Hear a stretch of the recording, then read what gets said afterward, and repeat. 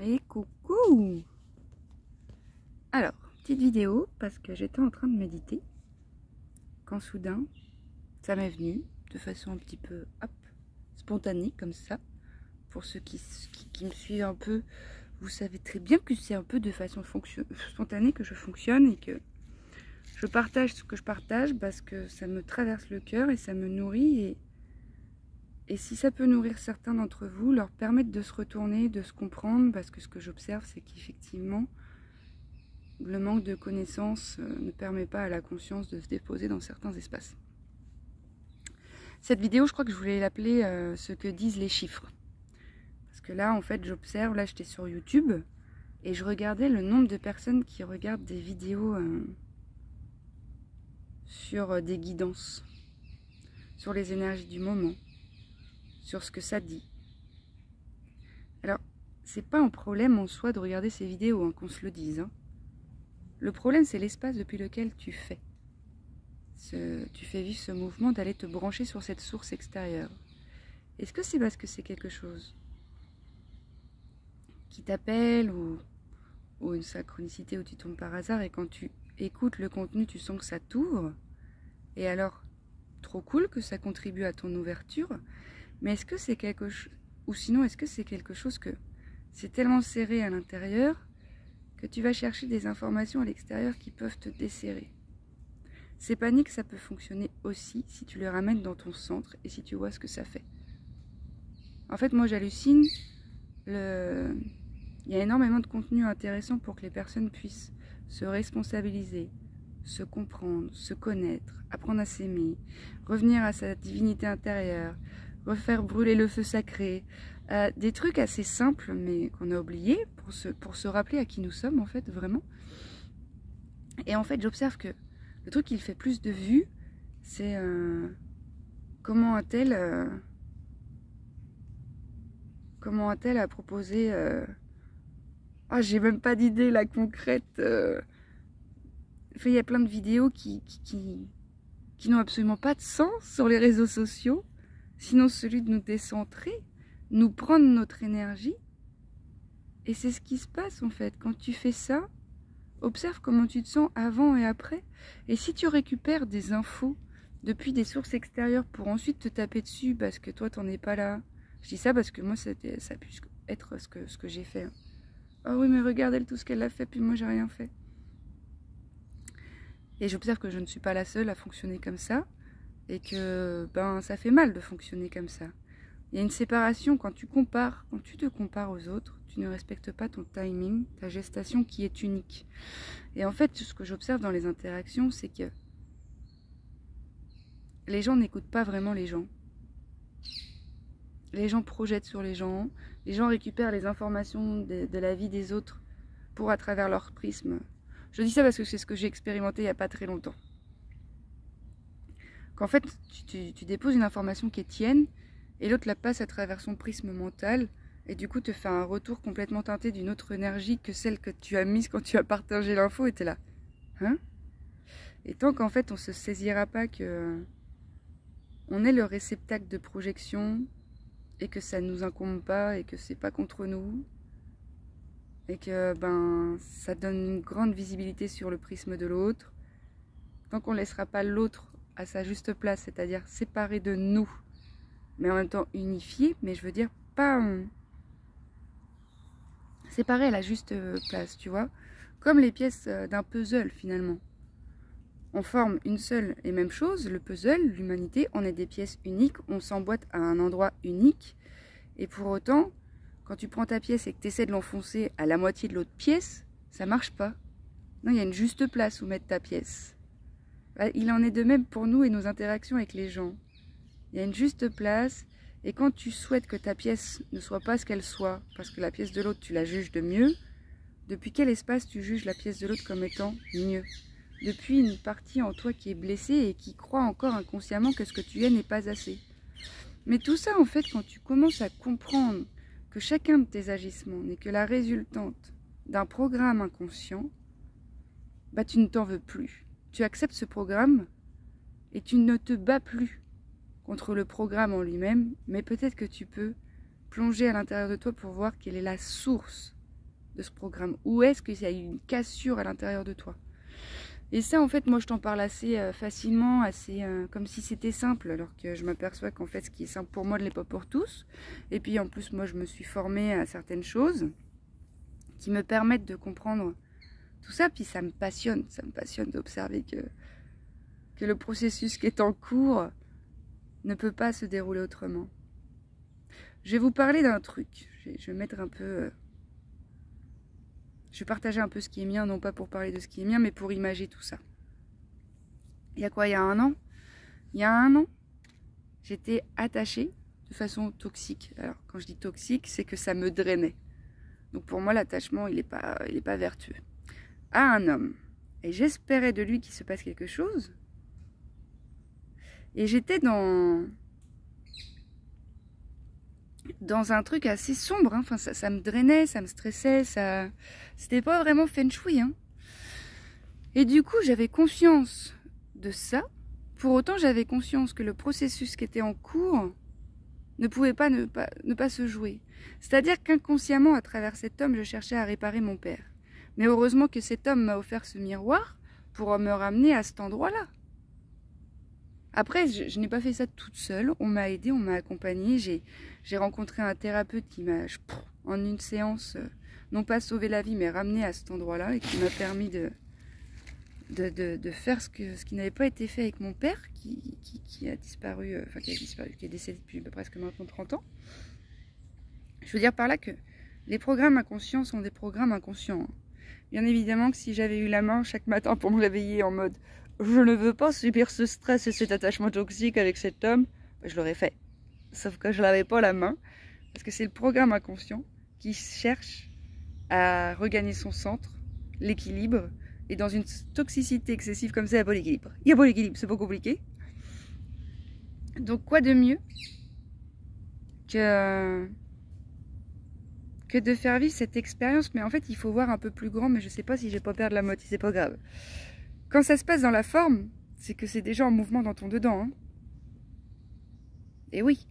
Donc c'était l'heure pour moi que ce programme se dévoile. Et après j'avais le choix. Hein.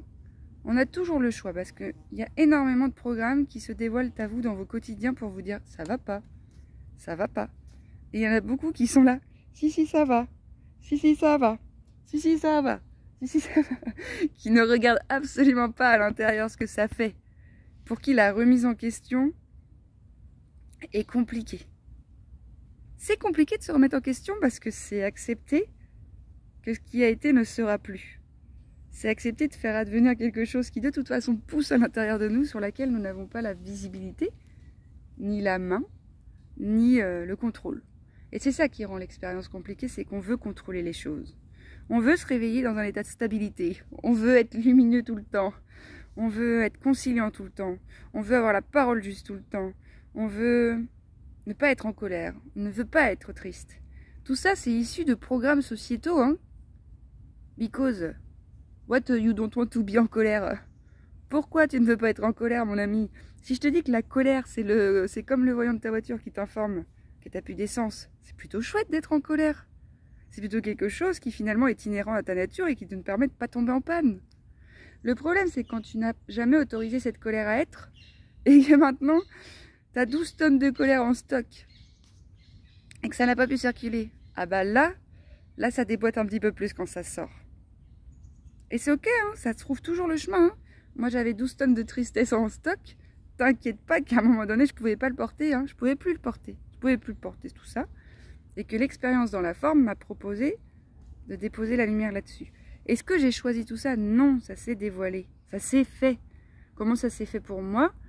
J'étais avec un homme depuis un an. Je l'ai quitté en 2021. Je me sentais beaucoup trop triste pendant 2 semaines. J'étais là, mon Dieu, mais qu'est-ce qui se passe? Et un matin, je me suis réveillée, j'étais là. Oh my God, je sens que c'est beaucoup plus profond que cette séparation. Et cette séparation-là a fait a fait écho sur ma séparation première. Et là, je me suis fait rabattre. Mais c'est ok. La forme n'est que la continuité de ton intérieur. Et quand dans ton intérieur, ça pousse, ça croît, bah dans la forme, ça fait pareil. C'est juste que nous, avec nos perceptions limitantes et erronées, on juge la forme comme étant pas juste. Non, ça ne devrait pas se jouer comme ça. Mais à quelle heure en fait ça ne devrait pas se jouer comme ça? À quelle heure? Non, le soleil il devrait pas être comme ça. Non, non, la pluie elle devrait pas être comme ça. Tout est neutre, tout est absolument neutre. Mais vraiment, tout est neutre, c'est incroyable à quel point c'est fou de réaliser que tout est neutre. C'est la façon dont on observe la chose qui la déneutralise, la façon dont on la juge, la façon dont on la catégorise, dont on l'étiquette, Et dès qu'on fait ça, on arrête le mouvement. Et dès qu'on arrête le mouvement, on crée des petites morts en interne. Et parce qu'on a très peu cultivé à l'intérieur de nous cette sécurité. Donc on a besoin d'aller chercher des choses qui sont sécurisantes à l'extérieur. Mais rien ne sera jamais plus sécurisant que le lien avec soi. Vraiment. Pardon. Et ça, je crois que j'ai déjà dit, mais je pourrais redire 2000 ans. Hein. La sécurité en interne, ça doit être notre priorité, ça doit être notre focus pour qu'alors tout puisse circuler à travers nous et que tout ce qui entrave notre connexion avec notre propre source, une fois circulé, ne soit plus et qu'alors notre véritable source se dévoile et qu'alors on expérimente une réalité beaucoup plus confortable que depuis l'apanage de la personnalité qui voudrait être plutôt comme ci que comme ça, qui se dit que c'est pas comme ci que ça doit être, qui se dit que tellement de choses, de trucs à arrêter, c'est un truc de ouf. Mais même, j'observe la qualité d'écoute. C'est un truc de ouf, c'est un truc de ouf. Mais les gens ne peuvent pas écouter parce qu'ils ne s'écoutent pas eux-mêmes. Les gens t'écoutent et récupèrent tes infos à travers leur prisme à eux. Mais du coup, toi, tu récupères la distorsion à travers leur prisme et t'es là, mais on s'est pas compris, c'est pas possible. C'est pas ça que je viens de te dire. Bah si, quand même. Et puis après, les gens cherchent à avoir raison. Enfin, beaucoup, mais t'es là, mais man, on s'en fout d'avoir raison ou pas. On peut pas passer une énergie folle. C'est quoi? Qui est-ce qui va avoir raison à l'intérieur de toi? Qui est-ce qui va avoir raison? Si c'est pas un personnage Maxi fort qui croit que parce qu'il a raison, parce qu'il... Mais non, mais il n'y a personne qui a raison, il n'y a personne qui a tort en fait. Chaque réalité existe depuis les prismes de chacun. Et si chacun pouvait nettoyer son prisme plutôt que de s'occuper à convertir le prisme des autres qui en sont là où ils sont parce qu'ils ne peuvent pas être autrement, eh ben, je vous jure qu'on expérimenterait autre chose. Et c'est là que je vois qu'il y a aussi des écueils chez les personnes qui portent d'autres informations, c'est d'être en colère contre les gens qui ne font pas le taf. Mais man, peut-être tu es en CE1, en CE2, en 6e, mais tu peux pas apprendre le théorème de Pythagore à un maternel. Est-ce que tu en veux au maternel d'être en maternelle? Non, il a 2 ans, tu vas pas l'emmener au lycée à 2 ans, ça n'a pas de sens. Bah, dans la conscience, c'est pareil. On n'est pas tous amenés à véhiculer les mêmes informations, à vivre de la même chose, de la même façon. Et il y a quelque chose de très enfermant dans le fait de penser qu'on a des informations qui sont supérieures aux autres. Non. Et moi, j'en vois beaucoup des gens qui pensent que parce qu'ils ont la visibilité sur certains fonctionnements, c'est pas nier, c'est pas nier qu'effectivement... c'est pas nier qu'il y a des personnes qui ont des ressentis incroyables, du feu de Dieu de ouf, comme c'est pas nier qu'ils sont en très grande souffrance ces personnes parce que on leur a pas appris à se connecter à ça, et puis encore pire, la société dans laquelle on est te donne des cachetons dès que tu es en dépression, alors que la dépression, mon gars, c'est juste la dépressurisation de quelque chose, et si elle périclite et elle dure longtemps, c'est juste la révélation en direct de le manque d'amour pour soi, et c'est souvent dû à des blessures de l'enfance et des parties de soi qui sont enfermées dans l'enfance. Donc ça, après, c'est tout un chemin, c'est tout un travail, c'est tout un espace à aller investir. Et au même titre que quand tu as une jambe cassée, tu peux pas courir un marathon demain, bah, quand l'amour pour toi il est très bas parce qu'on t'a rabaissé toute ton enfance, tu peux difficilement t'offrir au monde et puis offrir au monde ta couleur. Donc je vous souhaite de tout cœur, parce que j'entends souvent que les gens me disent le temps passe trop vite. Je te promets, quand tu ouvres des espaces de connexion à toi, tu l'ouvres cet espace-temps, parce qu'il n'existe pas le temps de gauche à droite. Le temps c'est en haut, en bas, au milieu, tu vois. Donc quand tu te rends disponible, quand tu t'ouvres dans tes ressentis, dans ton corps, quand tu t'arrêtes, quand tu écoutes ta respiration, tu dilates ton réceptacle qui devient le réceptacle d'un champ informationnel illimité. Donc là, je peux te dire que le temps, ben non, la vérité, 1 minute peut paraître 2 jours, tu vois. Mais effectivement, le temps passe très vite pour les personnes qui sont toujours branchées sur des sources extérieures, qui ne prennent pas le temps de respirer, qui emmagasinent énormément d'informations anxiogènes, stressantes. Et même si c'est pas stressant, anxiogène, ça peut être rigolo et tout, mais qui n'entretiennent pas cet état de réceptivité qui se passe dans l'immobilité et dans la respiration. Et merde, Joe Dispenza, il a fait plein de témoignages. Il y a plein de personnes qui, parce qu'elles ont médité tous les jours 1/4 d'heure, elles ont guéri des maladies incroyables. Est-ce qu'elles avaient envie de méditer? Bah non. À un moment donné, c'est ça le choix. Il est là le choix dur. C'est que c'est pas confortable de revenir à l'intérieur parce qu'il y a absolument rien qui est fait pour que ce soit normalisé, ce genre de choses. Je sais pas si vous vous rendez compte le nombre d'informations par jour qu'on reçoit. C'est pas comme si on nous avait appris à méditer dès la petite enfance. Hein. Non. Pour autant, aujourd'hui, on peut faire ce retour. On peut faire. Il faut faire le choix. Et que ta détermination, que ton intention soit plus puissante que ta compulsion. Ah parce que t'inquiète pas qu'il y a des parties de toi qui vont revenir en me disant non mais allô Jean-Michel, on n'a pas que ça à foutre de respirer, de regarder le soleil. Mais bien sûr que t'as pas que ça à foutre pour que l'histoire du personnage qui se raconte que ce serait mieux s'il faisait ci, ça, ça. Mais pour autant, le personnage, à un moment donné, bah c'est pas lui qui contrôle, ok? C'est pas lui qui contrôle, parce que là, sinon ça, c'est une réalité bah, très coupée des lois, enfin de l'énergie universelle, quoi.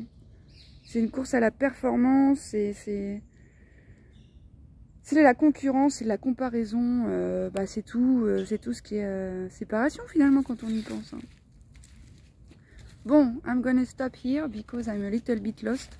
Je vais m'arrêter là parce que je suis un petit peu perdue in la forêt et que quand même il faut que je rentre à la ciudad.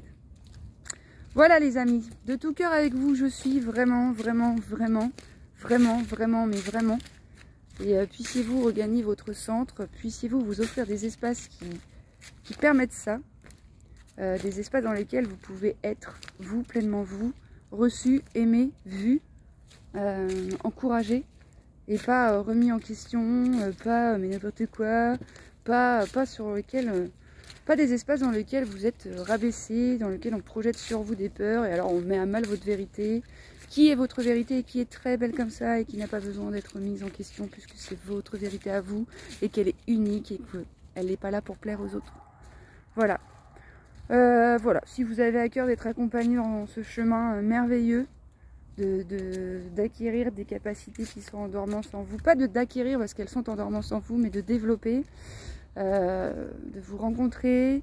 Si vous observez que dans l'affirmation du soi vous êtes blessé, vous n'osez pas dire votre vérité, si vous observez qu'il y a des schémas répétitifs qui se jouent, enfin bref, si vous voulez être accompagné dans la transformation intérieure littérale de celles qui font advenir des versions de vous 2.0, bah, n'hésitez pas, il y a quand même des outils du feu de Dieu. Je travaille beaucoup avec les neurosciences qui permettent au cerveau de créer des nouvelles connexions neuronales. Et alors Yaka Bunga, je pourrais vous témoigner de bien des choses qui se sont opérées chez les personnes que j'accompagne, des changements de vie radicaux. Après c'est du temps, c'est de l'investissement et c'est un choix. Et oui, c'est un choix. Et si vous le faites, bah, je serai honorée. Si vous le faites pas, bah, je suis pas honorée. Je suis pas honorée. Hein. Je suis ravie pour vous. Je vous embrasse, je vous souhaite le meilleur.